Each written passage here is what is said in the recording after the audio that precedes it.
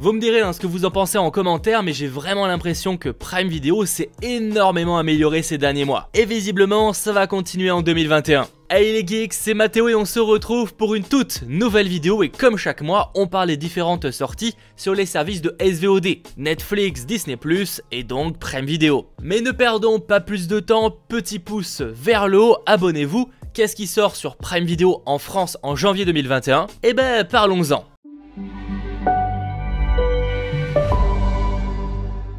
Et on commence en beauté avec un très gros arrivage le 1er janvier 2021 avec notamment pas mal de films d'action, je pense entre autres à Transformers 3, la face cachée de la lune. Il manquait justement le 3e opus pour avoir l'intégralité et il est enfin dispo. Enfin il le sera le 1er janvier. Bon, j'imagine que la plupart des gens connaissent au moins le concept des Transformers et de cette célèbre saga d'action. Et d'ailleurs, autre réalisation de Michael Bay qui s'ajoutera également le 1er janvier, on a 13 Hours. Avec cette fois John Krasinski dans le rôle principal. Face à des assaillants surarmés et surtout bien supérieurs en termes de nombre, 6 hommes vont tenter l'impossible et leur combat va durer 13 heures, d'où le titre du film. C'est apparemment inspiré d'une histoire vraie et c'est bourré d'action. Et pas cette fois réalisé mais produit par Michael Bay, on a aussi Ninja Turtles 2, donc le 2e opus qui sortira, pas le premier, je sais pas pourquoi, uniquement le 2e film. C'est évidemment un film en live action sur les célèbres Tortues Ninja qui vont devoir de nouveau affronter Shredder qui après son évasion de prison va s'allier avec d'autres méchants pour se venger des tortues, qui seront d'ailleurs cette fois aidés par un nouveau justicier. On reste dans les films d'action mais hors Michael Bay etc, même si ça va pas mal exploser, avec Terminator Genesis qui s'ajoutera également le 1er janvier. C'est un reboot avorté de la saga Terminator avec Arnold Schwarzenegger et Emilia Clarke qu'on a vu notamment dans les Game of Thrones. Dans le futur, la fin est proche et le leader de la résistance envoie ainsi son sergent dans le passé pour protéger sa mère afin d'éviter qu'elle ne soit tuée et que leur avenir soit condamné. Sauf qu'une fois arrivé dans le passé, les choses sont bien différentes et l'ennemi n'est pas celui attendu. Toujours au niveau film de science-fiction sortira Star Trek Beyond, sans limite en VF, 3e film de la nouvelle version débuté par J.J. Abrams où l'équipage de l'USS Enterprise va cette fois explorer les confins inexplorés de l'espace et y faire face à une nouvelle menace. Et par ailleurs, au scénario, on retrouve Simon Pegg qui, devinez quoi, est au casting du film suivant. Waouh, quelle transition! Bref, je parle évidemment de Mission Impossible Rogue Nation, le 5e opus de la saga, où l'on suit ainsi l'agent Ethan Hunt qui va se retrouver une nouvelle fois tout seul, et il devra affronter une organisation de soldats entraînés qui va souhaiter mettre en place un nouvel ordre mondial, et il devra tout faire pour les arrêter. Toujours avec Tom Cruise, mais on quitte du coup un peu les films d'action, sortira le drame sportif Jour de tonnerre, qui se passe dans le milieu de la compétition automobile. L'acteur y incarne un talentueux pilote qui veut être le meilleur. Sans transition, toujours parmi les différentes productions et notamment films qui débarqueront le 1er janvier directement sur Prime Video, on a Les Infiltrés. C'est un drame policier réalisé par le célèbre Martin Scorsese avec entre autres Ray Winstone, Leonardo DiCaprio et Matt Damon. Bref, globalement, du bon casting. On sera plongé dans un Boston où la police lutte avec la pègre irlandaise. Pour mettre fin au règne du parrain, la police va infiltrer son gang avec un jeune issu des bas quartiers. Sauf que la pègre a plus ou moins la même idée avec la police. Et toujours dans le milieu de la pègre avec un très bon casting, on a Les Incorruptibles. Sauf que cette fois ça se déroule dans le Chicago des années 30 durant la célèbre Prohibition. On y suit 3 policiers à monter une brigade d'incorruptibles désireux de nettoyer Chicago du crime. Au casting on retrouve entre autres Kevin Costner, Sean Connery, Charles Martin Smith ou encore Andy Garcia et Robert De Niro.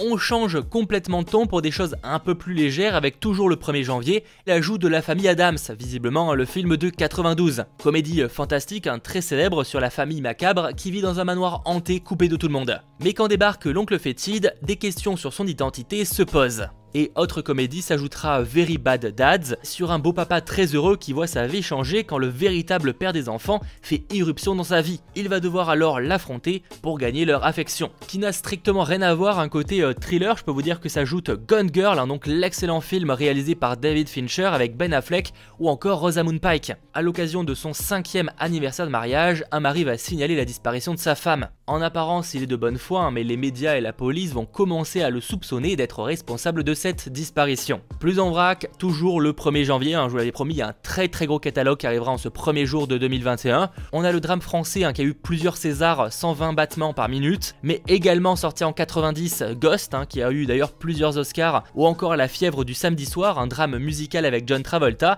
ou encore Diamant sur canapé, un comédie romantique des années 60 avec Audrey Hepburn, ou encore Une merveilleuse histoire de temps, drame biopic sur la première partie de la vie du physicien théoricien Stephen Hawking, qui sera d'ailleurs là incarné par Eddie Redmayne qui a notamment joué dans Les Animaux Fantastiques. Et on retrouve également un Felicity Jones dans le rôle de son épouse.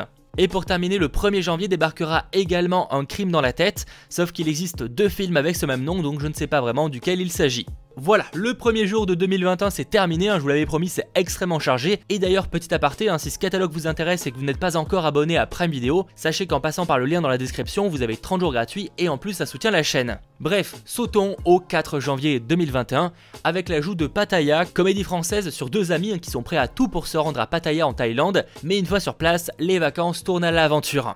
Et pour les enfants, s'ajoutera la première saison de Calimero. Ça, y a même moyen que des personnes de mon âge retournent en enfance grâce à ça. C'est sur un poussin portant une coquille d'œuf à moitié brisée qui, avec ses amis, vont tenter de résoudre un nombre de mystères qui vont souvent les conduire à des problèmes. Mais on a également l'ajout de Grabouillon saison 1 à 5, série animée en 3D pour les enfants, ainsi que Les Petites Poules ou encore Oum le Dauphin Blanc saison 1. Côté production française, mais cette fois le 5 janvier 2021, donc le lendemain, s'ajoutera L'Arnaqueur, c'est une comédie romantique avec Romain Duris et Vanessa Paradis sur un personnage dont le métier est de s'occuper de briser des couples. Et également autre comédie française, Babysitting, comédie donc de la team à Philippe Lachaud. Pour bien paraître face à son boss, un employé va accepter de garder le fils de ce dernier. Sauf que le lendemain ils ont disparu et le boss retrouve la maison dans un sale état. C'est alors que des enquêteurs vont regarder une vidéo et voir là où tout a dégénéré. Sautons rapidement au 7 janvier, s'ajoute le one-man show Conte d'Ubou d'Herbala 2, c'est très rapide, et le lendemain, le 8 janvier, Breaking Surface. C'est un drame qui se passe quelques jours après Noël sur 2 sœurs qui vont organiser une sortie de plongée hivernale dans un coin reculé de la côte norvégienne. Déjà de base, c'est pas vraiment une bonne idée, ça reste mon point de vue, mais pendant la plongée, un éboulement coince l'une des 2 sœurs sous l'eau. Alors coupée du monde, elle va devoir la sauver.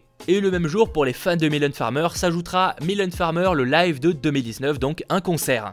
Allez, mini pause histoire de pouvoir se rattraper un peu tout ce qui est sorti et on saute au 11 janvier alors avec un unique ajout mais très attendu par les fans, je parle évidemment de la saison 3 de American Gods. Sachant que là on n'aura donc pas l'intégralité directement, ça va suivre le rythme US, c'est-à-dire un nouvel épisode chaque semaine et ce sera d'ailleurs en US plus 24. Et pour ceux qui ne connaîtraient pas du tout la série, ça nous plonge dans les États-Unis à la rencontre des anciens dieux opposés aux dérives du capitalisme et de la technologie. Le 15 janvier, on enchaîne avec quelques ajouts, notamment le film d'Amazon, un biopic One Night in Miami sur la jeunesse du futur Mohamed Ali, célèbre boxeur que je ne présente plus et qui en 64 va décider avec l'activiste Malcolm X ainsi que le chanteur Sam Cooke et la star du football américain Jim Brown de définir un nouveau monde. Également le 15 janvier, qui devait d'ailleurs arriver déjà par le passé, mais ça avait pris un petit peu de retard, s'ajoutera les saisons 11 à 13 de New York Unité Spéciale. Et également le 15 janvier, un film que pour le coup j'ai déjà eu l'occasion de le voir parce qu'il est sorti en VOD tout récemment, je parle de Songbird, film produit par Michael Bay, donc quelques films que je vous citais un peu plus tôt, mais surtout première production tournée pendant la pandémie, avec entre autres la star de Riverdale, et c'est sur une histoire d'amour, un homme immunisé contre le Covid-21, ouais c'est assez morbide, qui est prêt à tout pour obtenir un bracelet, un laissez-passer pour sa copine, qui va lui permettre de partir où il veut. Bref, il y a plusieurs histoires croisées, et j'en oublie pas l'ajout de James May O'Cook, sur la star de The Grand Tour, qui va partir à la découverte des cuisines. Gros bond dans le temps pour le 21 janvier avec l'ajout de la saison 23 de South Park, donc là aussi je ne pense plus vraiment avoir besoin de vous la présenter, et l'ajout également du drame fantastique Paradise Hills avec Emma Roberts ou encore Eiza Gonzalez. C'est sur une jeune femme qui va se réveiller piégée sur une île bien étrange où tout paraît idyllique. Sauf qu'évidemment tout ça est faux et il s'agit d'un centre de redressement pour les jeunes mariés rebelles. Elle va devoir alors avec ses nouvelles amies et notamment les personnes du coup emprisonnées comme elle, tenter par tous les moyens de s'échapper de l'île. Le lendemain, le 22 janvier, autre programme qui débarquera pour la première fois sur Prime Video, on a Star Trek Lower Decks, nouvelle série animée Star Trek qui est visiblement bien déjantée, dont la première saison sera d'ailleurs composée de 10 épisodes d'environ 30 minutes. Et au lieu cette fois de suivre un équipage connu et réputé, on y suit le vaisseau le plus insignifiant de Starfleet. Et le même jour pour les enfants, comptez sur la série animée, donc la première saison de Jessie et Nessie. On saute le lendemain, après le 5e opus qui arrivait donc le 1er janvier, arrivera le premier film le 23 janvier, je parle de Mission Impossible, début donc des aventures de Ethan Hunt avec Tom Cruise en jeune. Et pour terminer en beauté cette vidéo des sorties Prime Video de janvier 2021, j'espère évidemment qu'elle vous a plu et n'hésitez pas dès maintenant à lâcher le petit pouce vers le haut, s'ajoute l'histoire personnelle de David Copperfield. Depuis le temps qu'il devait sortir, il était temps. C'est avec Dev Patel et c'est un drame historique basé sur le roman de Charles Dickens. et on y suit la vie de David Copperfield, de sa jeunesse pauvre à en devenir un gentleman et un auteur. Voilà, j'espère évidemment que cette vidéo vous aura plu et si c'est le cas, encore une fois, pensez à lâcher le petit pouce vers le haut, à vous abonner et si ça vous intéresse, le catalogue de Netflix et Disney+ est déjà dispo et honnêtement si ça l'est pas encore, ça le sera très bientôt. Bref, en commentaire, n'hésitez pas non plus à me faire votre wishlist des programmes que vous comptez regarder en janvier et on se retrouve très vite pour de nouvelles vidéos. C'était votre geek Mathéo, ciao tout le monde.